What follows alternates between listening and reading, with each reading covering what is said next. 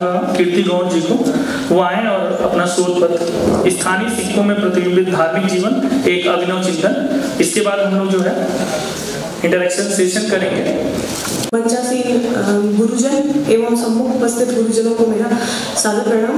मैं कीर्ति गौड़, शोध छात्रा, प्राचीन भारतीय इतिहास संस्कृति एवं पुरातत्व विभाग, काशी हिंदू विश्वविद्यालय, काशी प्रांत। मेरा जो शोध शीर्षक है स्थानीय सिक्कों में प्रतिबिंबित धार्मिक जीवन एक अभिनव चिंतन। यह शोध प्रपत्र द्वय लेखक द्वारा लिखा गया है, एक मेरे द्वारा और एक डॉक्टर विनोद जायसवाल, सहायक आचार्य, काशी हिंदू विश्वविद्यालय। जब हम सिक्कों की बात करते हैं तो अभी 2 दिन से हम सिक्कों की महत्ता, उपयोगिता एवं उसका महत्व सुन रहे हैं, समझ रहे हैं। तो मैं अपनी परिभाषा में इसको और क्लिष्ट और परिमार्जित नहीं करूँगी। इसको मैं बस कुछ पॉइंट में ही सिक्कों की महत्वता को समाप्त करूँगी कि अगर मुद्रा नहीं होती एज अ सोर्स तो शायद बहुत सारी वंशावलियाँ जो होती वो इतिहास में ऐतिहासिकता नहीं प्राप्त कर पाती।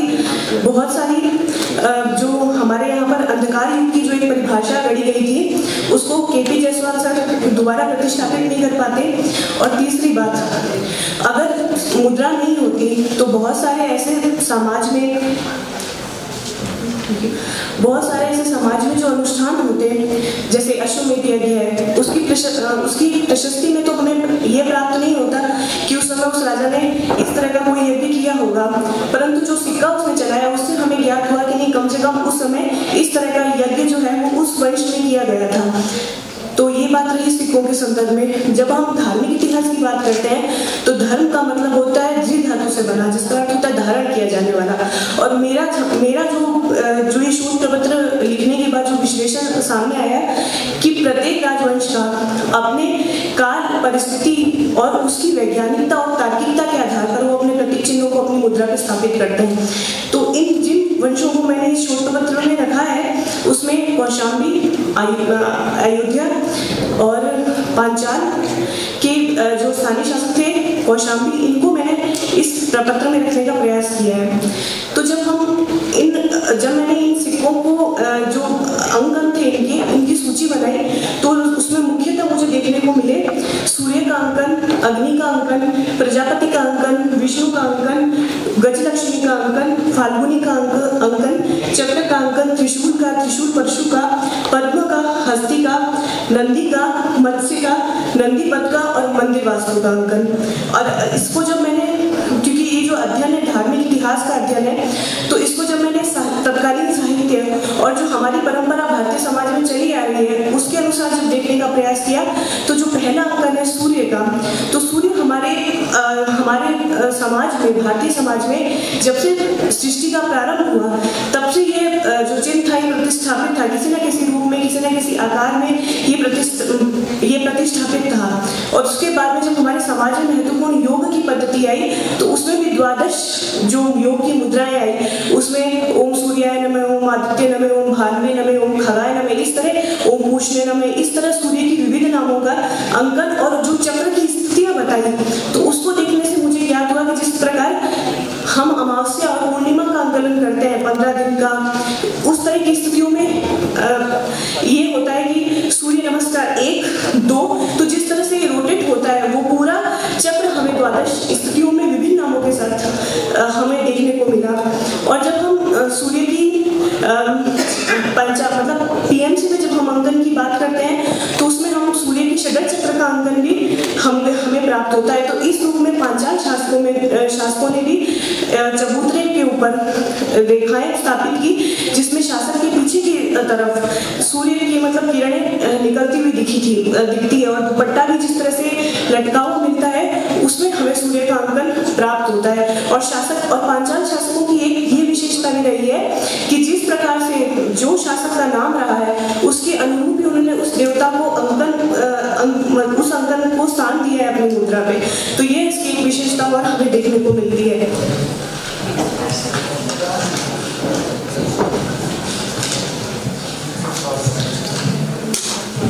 और जब हम सूर्य के और अंकन की बात करते हैं तो हम इस तरह से सूर्य की उपासना जो है वो ऋग्वेद से हमें देखने देखने को मिलती है। और सूर्याद भवंती, भूतानी, सूर्याणी, इस तरह से हम सूर्य की जो परिभाषा है वो मतलब जिस तरह के क्या कहते हैं जो श्लोक है उसमें हम इनकी उपस्थिति हमें दिखाई देती है।